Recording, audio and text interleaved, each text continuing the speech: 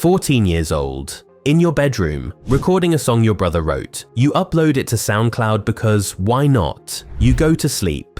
You wake up and the song has 1 million plays. Within a year, you're performing at Coachella. Within 2 years, you're the youngest person to win all 4 major Grammy categories in the same night. Album of the Year, Record of the Year, Song of the Year, Best New Artist. You're 18 years old and you've already accomplished what most artists dream of their entire lives. But here's what nobody tells you about getting everything you wanted before you're old enough to understand what you're giving up. Fame doesn't wait for you to be ready, and once it finds you, there's no going back to being a normal kid. This is the story of Billie Eilish, the girl who became the biggest pop star in the world before she even graduated high school. The bedroom in Highland Park, Los Angeles, 2001.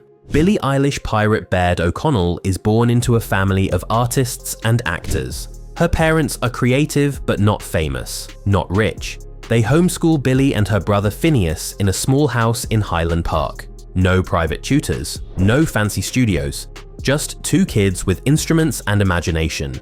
Billie grows up differently than most LA kids. She's not chasing fame. She's not going to auditions. She's just making music in her bedroom with her brother because it's fun. They write songs, they experiment, they create without pressure or expectation. It's pure, it's honest, it's theirs. In 2015, Billie is 13 years old. Phineas writes a song called Ocean Eyes and asks Billie to record it. She does. In her bedroom, on basic equipment, nothing fancy, nothing polished, just her voice. Raw and haunting and different from anything on the radio. They upload it to SoundCloud so Billie's dance teacher can use it for choreography. That's it, that's the plan. Then they go to sleep. When they wake up, everything has changed. The song goes viral, not slowly, explosively. Millions of plays, music blogs writing about this mysterious 14-year-old with the angelic voice, record labels calling, managers reaching out. Within weeks, Billie Eilish goes from a homeschooled kid making music for fun to a commodity that everyone wants a piece of. She signs with Interscope Records at 14, starts releasing more songs, each one stranger and darker than what pop music was supposed to sound like.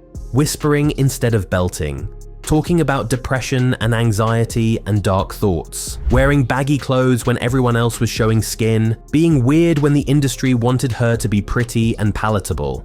And somehow it worked. Teenagers connected with her honesty. They saw themselves in her vulnerability. By 16, Billie was headlining tours. By 17, she released her debut album and it went straight to #1. And at 18, she swept the Grammys. The youngest artist ever to win the Big Four. She stood on that stage looking almost confused, like she couldn't believe this was her life, because 2 years earlier, she was just a kid in her bedroom. The price of being seen. But fame at that speed comes with costs nobody prepares you for. Billie went from complete anonymity to being recognized everywhere. She couldn't go to the mall, couldn't hang out with friends without being mobbed, couldn't have a normal teenage experience because she wasn't a normal teenager anymore. She was a brand, a product, public property, and the public had opinions about everything. Her clothes, her body, her relationships, her mental health, everything was analyzed and criticized and turned into content. The baggy clothes became a whole thing. People speculated endlessly about why she dressed that way. Was she hiding her body? Was she making a statement? Billie finally explained it in an interview. She wore baggy clothes so people wouldn't sexualize her body, so they'd focus on her music instead of her appearance. But even that became a problem, because the moment she turned 18, the moment she was legally an adult, people felt entitled to sexualize her. Photos of her in a tank top became news. Comments about her body flooded social media. She was 18 years old and strangers were discussing her breasts like it was casual conversation. The same people who'd watched her grow up were now treating her like an object the second she hit legal age. And the mental health struggles she sang about, they got worse. The pressure, the expectations, the constant eyes on her.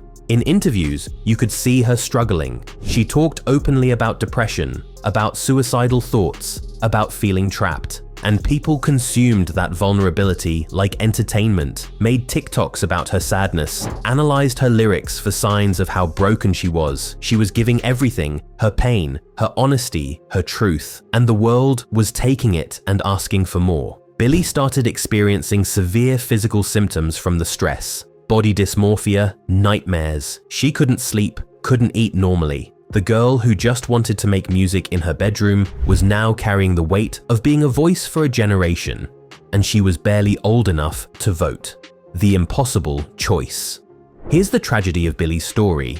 She didn't chase fame. She didn't spend years clawing her way up. She didn't sacrifice her childhood for this. It just happened. One song, one night, and suddenly she couldn't go back. Because once you're famous, especially that level of famous, there's no return to normal.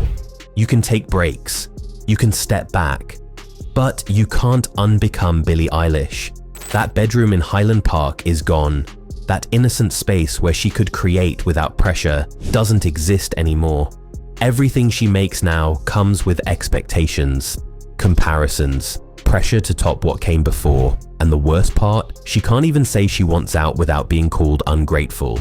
She's achieved what millions of artists dream of. She's won Grammys, sold out arenas, made millions of dollars. So when she talks about struggling, about the cost of fame, people dismiss it. You're rich and famous. What do you have to complain about? But money doesn't make you ready for fame at 14. Success doesn't prepare you for losing your privacy at 16. Awards don't protect you from depression and anxiety and the crushing weight of everyone's expectations. Billie is 22 now. She's still making music, still being honest about her struggles, but there's a heaviness to her that wasn't there when she recorded Ocean Eyes, a weariness. She talks about fame like it's something that happened to her, not something she chose, and that's because it is. She was a kid who loved music, and the world decided she didn't get to be a kid anymore. The question nobody can answer is this: what would Billie Eilish's life look like if Ocean Eyes had stayed a song for her dance teacher? If she'd gotten to develop her art slowly, privately, without millions watching?